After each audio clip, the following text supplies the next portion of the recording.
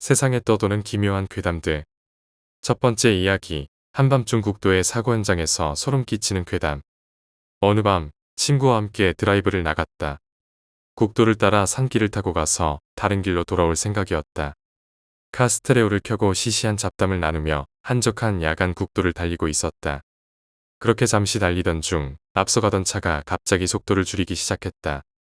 우리는 갑갑했지만 천천히 지나가기를 기다렸다.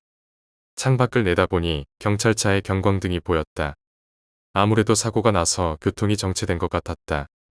서서히 사고 현장에 다가가 보니 완전히 부서져 형태조차 알아볼 수 없는 차가 눈에 들어왔다. 그 차의 앞부분이 우리 쪽 차선을 향하고 있었다. 반대편 차선에서 중앙분리대 쪽 나무를 들이받고 그 충격으로 우리 쪽 차선까지 날아온 듯 보였다. 엄청 밟았나 보네. 친구가 말했다. 그러나 나는 뭔가 이상하다는 느낌을 지울 수 없었다. 직선 도로에서 갑자기 수직으로 꺾여 반대편 차선까지 날아온다는 것은 아무리 생각해도 자연스럽지 않았다. 음주운전이나 졸음운전 때문인가 싶었지만 그래도 쉽게 이해가 가지 않았다. 그저 대충 추측만 하며 우리는 사고 현장을 지나치기로 했다. 사고 현장을 바로 옆에서 지나는 순간 갑자기 온몸에 싸늘한 한기가 느껴졌다. 그리고 동시에 귓가에 낮은 여자의 신음소리와 함께 이런 말이 울려 퍼졌다. 당신들도야. 우리는 그 자리에서 드라이브를 멈추고 서둘러 집으로 돌아갔다. 다음 날 아침 신문을 보니 사고를 일으킨 사람은 남자 대학생이었다고 한다.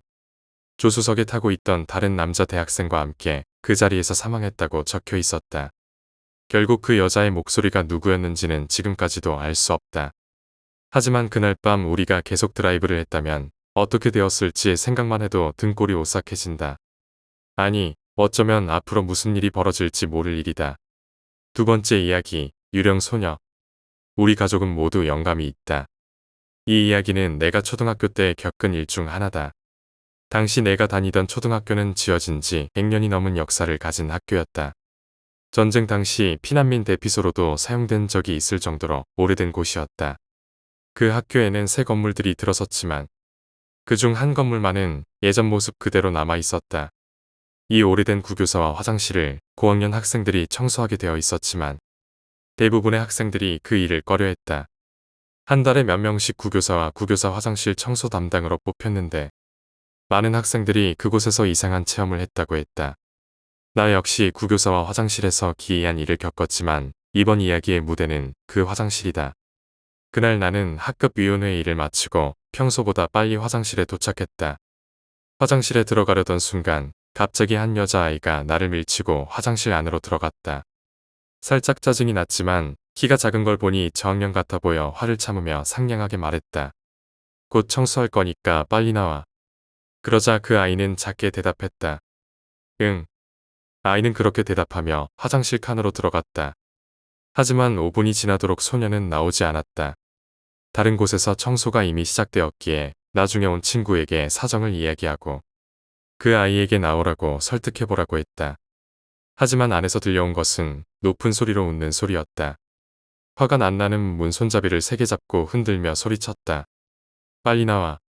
그러자 물 흐르는 소리가 들리더니 아이가 말했다. 응, 알았어.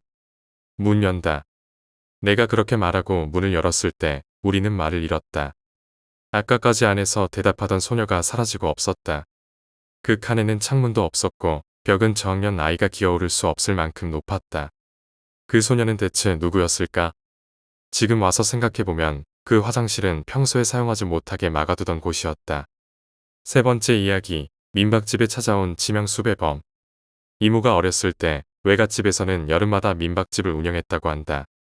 여름이 되면 해수욕을 즐기러 온 손님들로 장사가 꽤 잘 되었다고 한다. 그러던 어느 날 한 남자가 찾아와 하룻밤 묵게 해달라고 했다.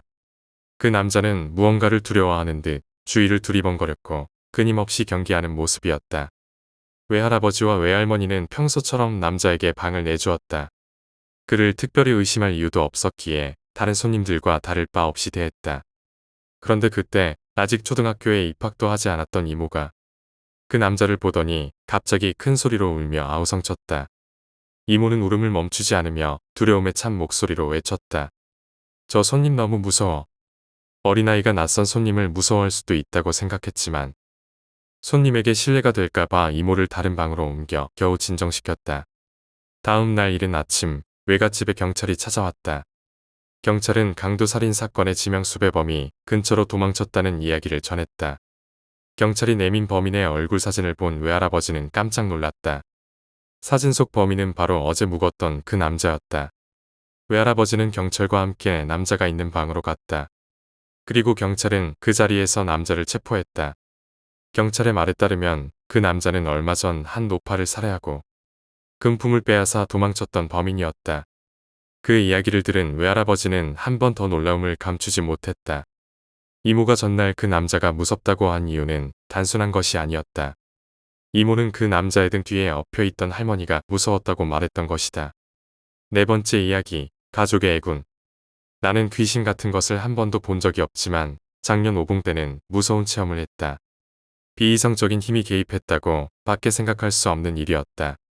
작년 3월 나와 여동생은 동시에 대학에 합격했다. 둘 다 각기 다른 지방의 대학에 진학하게 되어 4월부터 집에는 부모님만 남게 되었다.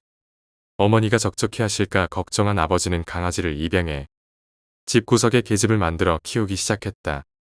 그렇게 학기가 시작되자 나와 여동생은 각자의 하숙집에서 생활을 시작했다. 시간이 흘러 오봉쯤 나는 집에 돌아왔다. 그런데 어머니가 큰 깁스를 하고 계셨다. 무슨 일이에요? 내 질문에 어머니는 교통사고로 쇄골이 부러졌다고 하셨다.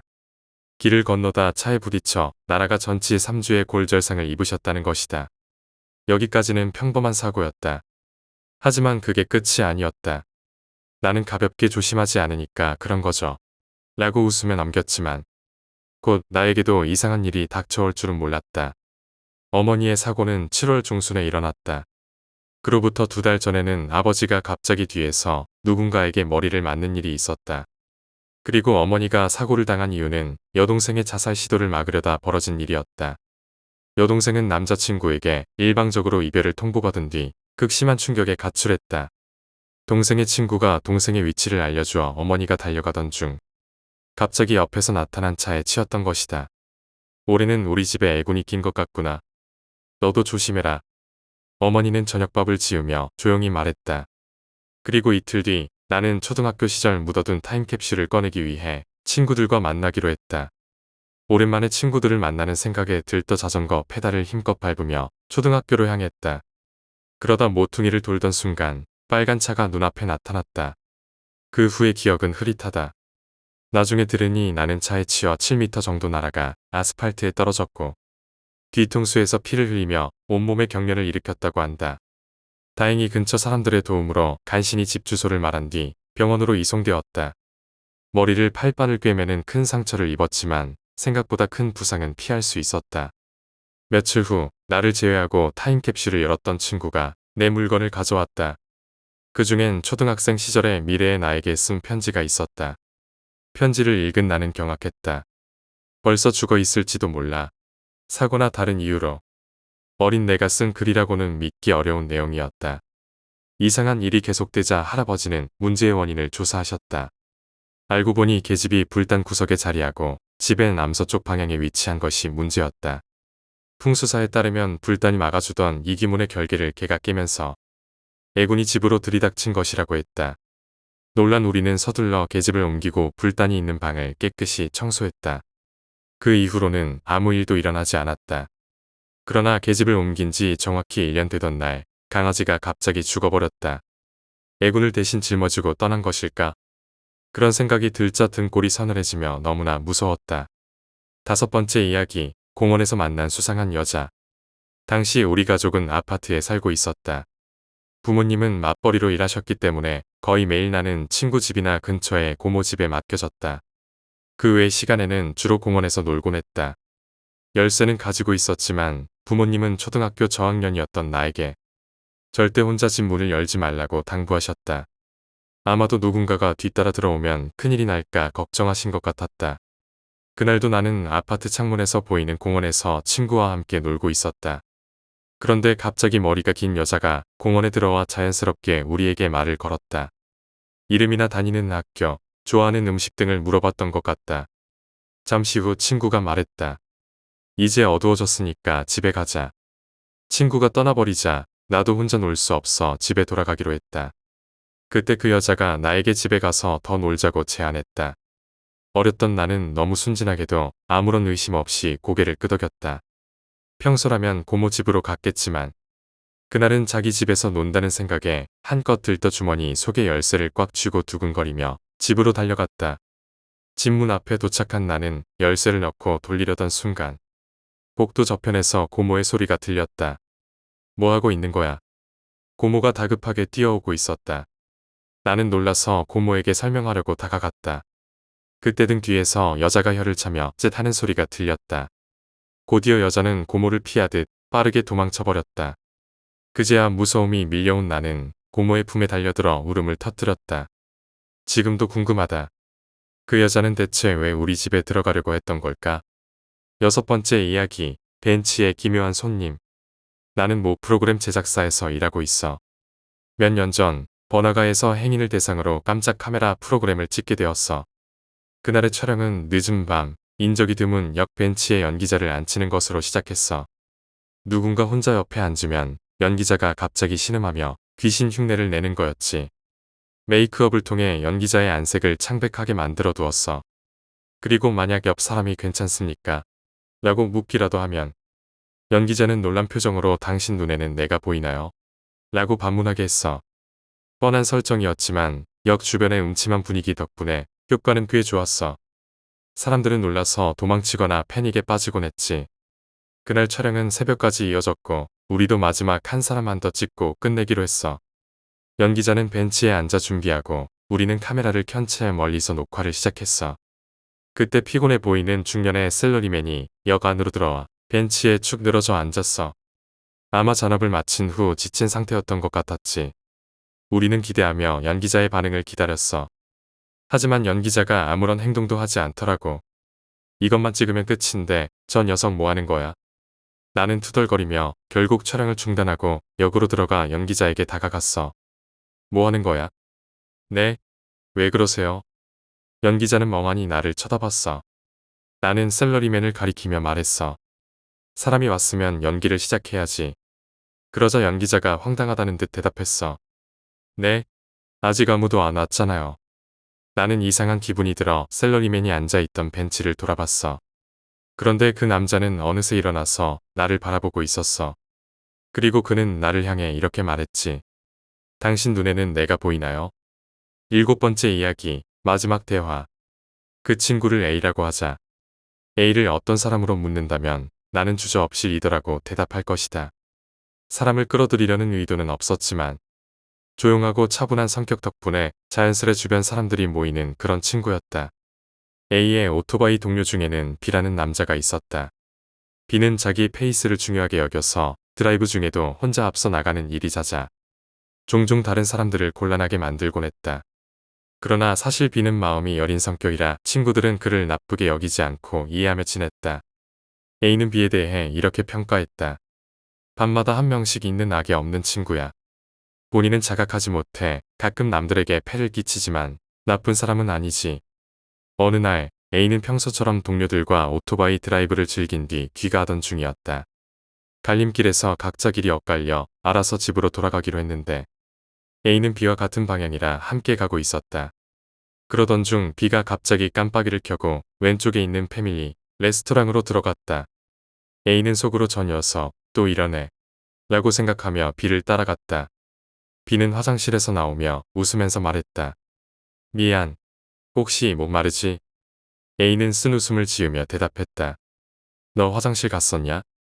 A는 점원을 불러 주문을 하기로 했다. 무표정한 점원이 다가와 인사를 하며 테이블 위에 놓인 팻말을 가리켰다.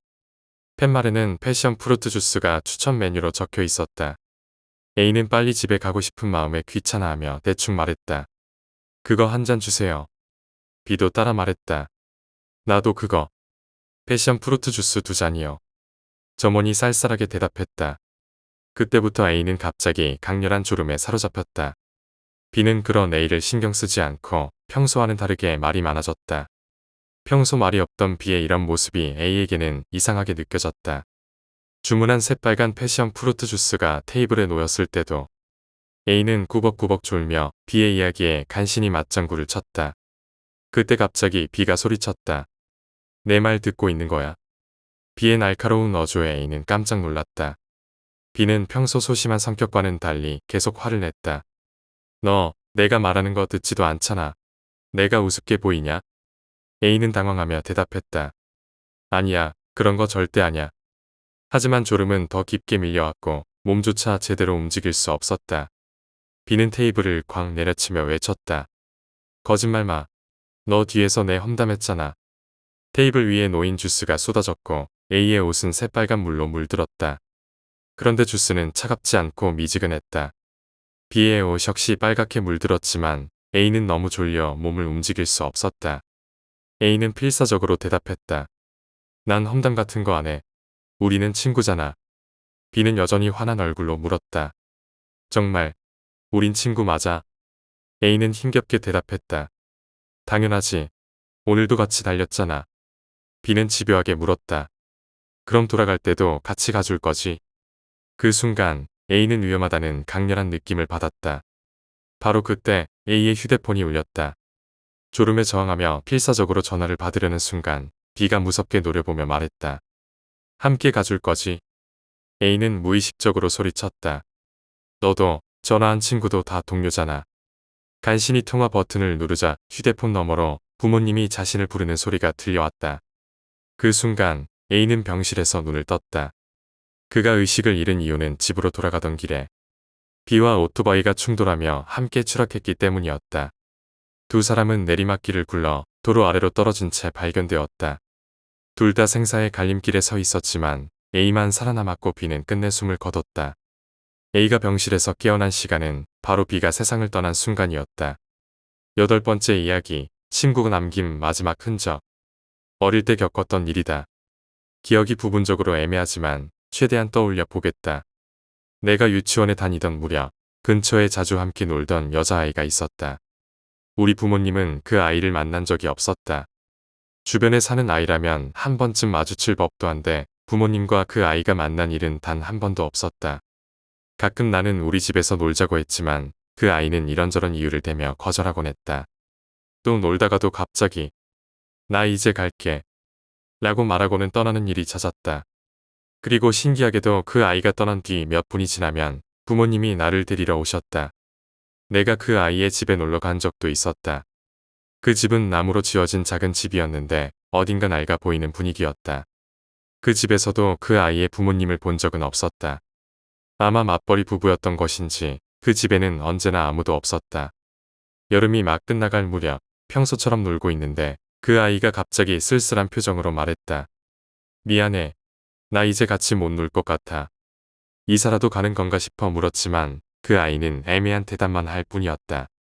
몇 번이나 물어보자 그 아이는 이제 돌아가야 해.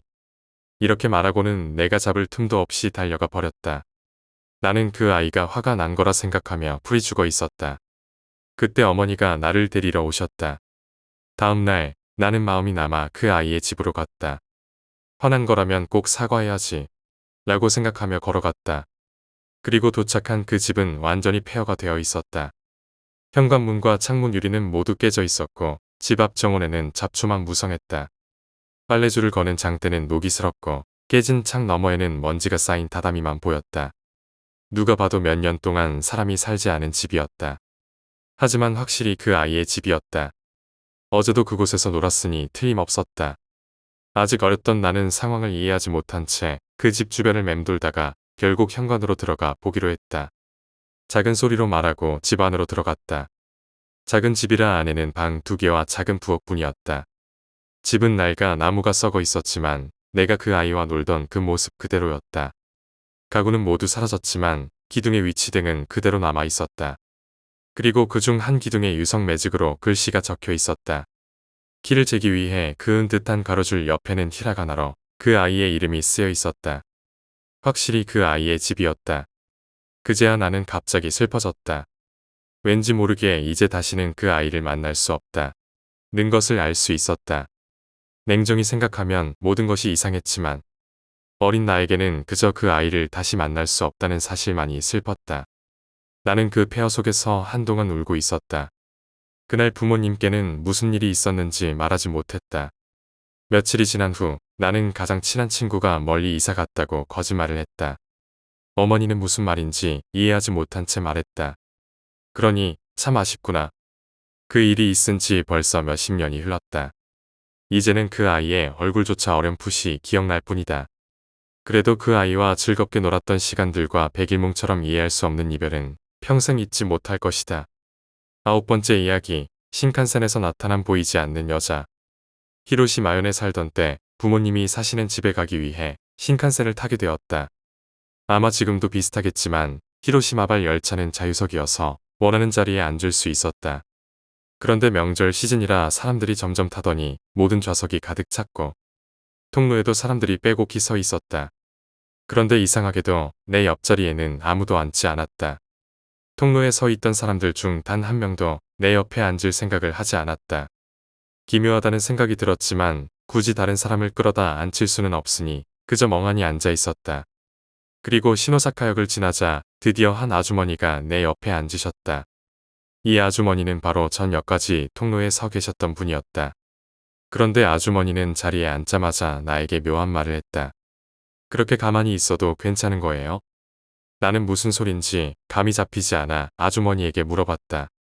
아까까지 여기 앉아있던 사람 말이에요. 계속 청년한테 말을 걸었는데 무시했잖아요. 헌에서 내린 줄 알았는데 괜찮은 거예요? 아주머니의 말에 따르면 한 젊은 여자가 내 옆에 앉아 계속 나에게 무언가를 말하고 있었다고 한다. 아주머니는 그 여자가 나의 여자친구라고 생각했다고 했다. 그러나 통로에 서 있던 사람들 중 아무도 내 옆에 앉지 않았다는 것은 아주머니뿐 아니라 모든 이에게 그 여자가 보였다는 뜻이었다. 하지만 정작 나에게는 아무것도 보이지 않았다. 그 사실을 깨달은 순간 묘하게 무서운 기분이 들었다. 나는 조심스럽게 물었다. 저기, 아주머니. 그 사람 뭐라고 말하고 있었나요? 아주머니는 잠시 생각하더니 말했다. 응. 그러고 보니 꽤 큰 소리로 이야기하던 것 같은데 이상하게 무슨 말을 하는지는 하나도 안 들렸어요. 10번째 이야기, 불길한 예감. 나는 매년 비슷한 시기에 감기에 걸린다. 1월 말에서 2월 초 사이 항상 39도를 넘나드는 고열이 찾아온다. 이 일이 시작된 것은 7년 전 한 사건이 일어난 뒤부터였다. 그날 나는 한밤중에 갑자기 심한 역겨움을 느꼈다. 지금껏 경험해보지 못한 극심한 불쾌감이 몰려왔다. 몽롱한 정신으로 화장실로 뛰어들었고 정신을 차리고 보니 아침이 되어 있었다. 당시 학생이었던 나는 고열로 인해 도저히 학교에 갈 수 없어 그날 결석했다. 평소 감기에 잘 걸리지 않던 나로서는 이런 고열을 처음 겪는 일이었기에 너무나 괴로웠다. 2주 동안 집에서 앓으며 누워 지내는 수밖에 없었다. 체력이 바닥나 일어서는 것조차 쉽지 않은 상태였다. 그러던 중 그것이 나타났다. 그날도 나는 이부자리 속에서 혼자 끙끙 앓으며 누워 있었다. 이미 몸은 너무 지쳐서 더는 무엇을 할 힘조차 남아있지 않았다. 그러다 문득 아무 생각 없이 고개를 돌려 내 왼쪽 어깨를 보았다. 그곳에는 손이 있었다. 있을 리 없는 손이 분명 내 어깨 위에 있었다. 무게는 전혀 느껴지지 않았지만 그 손의 감촉은 확실했다. 마치 젊은 여자의 손 같았고 부드럽게 내 어깨에 얹혀 있었다. 이런 상황에서 여러분이라면 어떻게 하겠는가? 나는 놀라 소리치며 그 손을 힘껏 부리쳤다. 내 비명 소리를 듣고 어머니가 깜짝 놀라 내 방으로 달려왔다. 그 손을 본 이후로 기적처럼 열이 떨어지기 시작했다. 몸 상태도 매일 조금씩 회복되었다. 어머니는 그 손은 아마 조상님의 손일 거야. 내가 낫도록 도와주신 거지. 라고 말씀하셨다. 나도 그렇게 믿었다. 한참이 지나 영감이 강한 친구에게 이 이야기를 털어놓았다. 그러자 친구는 예상 밖의 대답을 했다. 아마 내가 그 손을 뿌리치지 않았다면 벌써 죽었을지도 몰라. 매년 이맘때가 되면 무서워진다. 고열에 시달리며 몽롱해질 때 올해는 그 손이 다시 나타나지 않을까 걱정하게 된다. 11번째 이야기, 맨션의 주민. 대학을 졸업하면서 4년간 살았던 맨션에서 나가기로 했다. 여러 가지 일이 많았지만 이제 와서 돌이켜보면 모두 즐거운 추억이었다. 옆집에 살던 미인 누나는 혼자 몰래 짝사랑하고 있었다. 아래층에 사는 작업복 차림의 아저씨는 언제나 별말 없이 환한 얼굴을 하고 있었지만 사실은 좋은 사람이었다. 자전거 체인이 망가졌을 때 직접 고쳐주기도 했었다. 이런저런 추억을 떠올리며 감회에 젖었다. 이윽고 집주인이 찾아와 나는 열쇠를 돌려주었다. 그런데 아저씨 다음 사람은 언제 들어오나요? 집주인은 고개를 갸웃하며 되물었다. 무슨 말인가요? 그러니까 다음에 이 집에 들어올 사람이요. 그러자 집주인은 잠시 침묵하더니 조용히 말했다. 이 맨션은 이제 헐러버릴 겁니다. 네? 하지만 아직 살고 있는 사람들이 있잖아요. 내가 당황하며 묻자 집주인은 미심쩍다는 듯 나를 바라보며 대답했다. 무슨 소리십니까? 이 맨션에는 2년 전부터 당신 혼자 살고 있었잖아요. 12번째 이야기, 반쪽 여자. 회식이 끝난 후 술에 얼큰이 취해 혼자 번화가를 걷고 있었다. 그때 갑자기 뒤에서 시선이 느껴졌다. 뒤를 돌아보니 어두운 골목에 한 여자가 벽에 딱 붙어 있었다. 그녀는 오른쪽 반신만 내밀고 나를 바라보고 있었다. 처음엔 이상하게 생각했지만 술에 취해 기분이 좋았던 나는 대수롭지 않게 무시하고 걸음을 재촉했다. 그러나 잠시 후 그 여자가 다른 그늘에서 나를 지켜보고 있다는 것을 알아차렸다. 스토커인가? 그런 생각이 스쳤지만 큰 걱정은 하지 않기로 했다. 그런데 그 일이 며칠 동안이나 계속되었다. 솔직히 기분이 나빴다. 여자가 언제나 반쪽 몸만 내밀고 나를 바라보고 있었기 때문이다. 혹시 부끄러워서 그러는 걸까? 그런 생각이 들자 더 이상 참을 수 없었다. 나는 불만을 터뜨리려고 여자를 향해 성큼성큼 걸어갔다. 그리고 가까이 다가가자 충격적인 사실을 깨달았다. 그 여자는 오른쪽 반쪽 몸만 있었다. 13번째 이야기, 구교사 지하실에서 탈출한 그녀. 내 아르바이트 동료 중에 어두운 분위기에 여자아이가 한 명 있었다. 조금 안절부절 못하는 듯하면서도 과묵한 그녀는 정이 가는 타입은 아니었다. 하지만 둘이서만 근무하는 일이 많아 일이 한가할 때면 이런저런 이야기를 나누곤 했다. 그렇지만 대화는 쉽게 풀리지 않았다. 취미가 전혀 겹치지 않았기 때문이다. 나는 스포츠를 좋아하고 자주 보지만 그녀는 전혀 관심이 없었다. 반대로 그녀는 게임을 좋아했지만 나는 게임에 관심이 없었다. 음악 취향도 달랐고 비슷하게 책을 좋아하는 점도 있었지만 읽는 책의 종류도 달랐다. 나는 도킨스나 로렌츠 같은 이과 서적을 즐겨 읽었지만 그녀는 니체나 사르트르 같은 철학자의 책을 읽었다. 그럼에도 독서가 유일한 공통점이었기에 끈질기게 이야기를 이어가 보았다. 그러자 조금씩 대화가 풀리기 시작했다. 에도가와 람포는 좋아해. 나도 좋아해. 쿄카는 좋아해. 이렇게 점점 대화가 자연스러워지기 시작했다. 무서운 이야기는 좋아해. 응, 그럭저럭. 나도 좋아하는데 무서운 일을 겪어본 적은 없어. 나는 한 번 겪은 적 있어. 정말. 들려줘. 괜찮지만 귀신 같은 건 아니고 조금 기분 나쁠 수도 있어. 심술궂은 미소를 지으며 그녀는 이야기를 시작했다. 예상대로 그녀는 중학교 때 지독한 왕따를 당했다고 했다. 어느 날 방과 후 괴롭히는 아이들을 피해 구교사의 지하실로 도망쳤다고 한다. 음악실로 쓰이던 그 지하실은 기분 나쁜 곳이었지만 현실적인 공포가 더 컸기 때문에 그곳으로 뛰어들었다고 했다.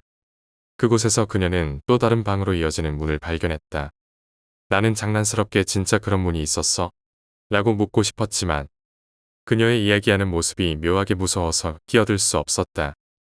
그녀는 호기심에 문을 열었고 문 너머로 지하로 더 내려가는 계단이 있었다고 한다. 그녀는 문을 활짝 열어두고 계단을 내려갔다. 하지만 내려가는 도중 문이 쾅 닫혔다. 깜짝 놀란 그녀는 계단에서 굴러떨어질 뻔했지만 겨우 몸을 멈추고 급히 계단을 올라갔다. 그러나 문은 아무리 당겨도 꿈쩍하지 않았다. 아무리 두드리고 소리쳐도 밖에서는 아무 반응이 없었다. 지하실은 반지하라 창문이 있어 약간의 빛은 들어왔지만 계단 아래는 깜깜한 어둠뿐이었다. 그녀는 필사적으로 문을 두드리며 외쳤지만 끝내 문은 열리지 않았다. 한참을 그렇게 애쓴 끝에 그녀는 계단 밑바닥에 앉아 진정하기로 했다. 잠시 후 그녀는 문득 생각했다. 학교가 이렇게 위험한 방을 만들어 두었을 리가 없어. 그녀는 다시 계단을 올라와 문을 만지작거리며 열쇠를 찾기 시작했다. 하지만 문에는 이상한 튀어나온 것들만 있었고 열쇠는 찾을 수 없었다. 그때 발밑에서 무언가가 콩 하고 굴러갔다. 잠시 무서운 상상이 스쳤지만 용기를 내어 살펴보니 그것은 손전등이었다. 마음이 놓인 그녀는 손전등의 스위치를 켰고 다행히도 빛이 켜졌다. 그녀는 손전등으로 문을 비췄다. 그러자 문에는 피투성이에 벗겨진 손톱들이 여기저기 박혀 있었고 살려줘라는 글자가 피로 가득 적혀 있었다. 그녀는 그 이야기를 마친 뒤 미소를 지으며 나를 쳐다보았다. 잠시 침묵이 흘렀다. 겨우 나는 목소리를 가다듬고 물었다. 그래서라니. 그러니까 그 다음엔 어떻게 된 거야? 나는 이야기의 결말이 궁금했다. 손전등으로 바닥을 비췄더니 백골사차라도 나왔다고 생각했어. 그랬으면 더 무서웠겠지만 그런 건 못 봤어. 내 경험담은 이 정도야. 그녀는 가볍게 웃으며 그렇게 말했다. 하지만 나는 다른 게 더 궁금했다. 그녀는 어떻게 그 방에서 빠져나왔을까? 그리고 그 후 나는 그녀와 다시 이야기할 기회를 얻지 못했다. 그날 이후로 그녀는 아무 인사도 없이 아르바이트를 그만두었다. 그녀가 해준 이야기는 지금도 내 머릿속에서 떠나지 않는다. 때때로 나는 그 의문에 사로잡혀 한참을 고민하곤 한다.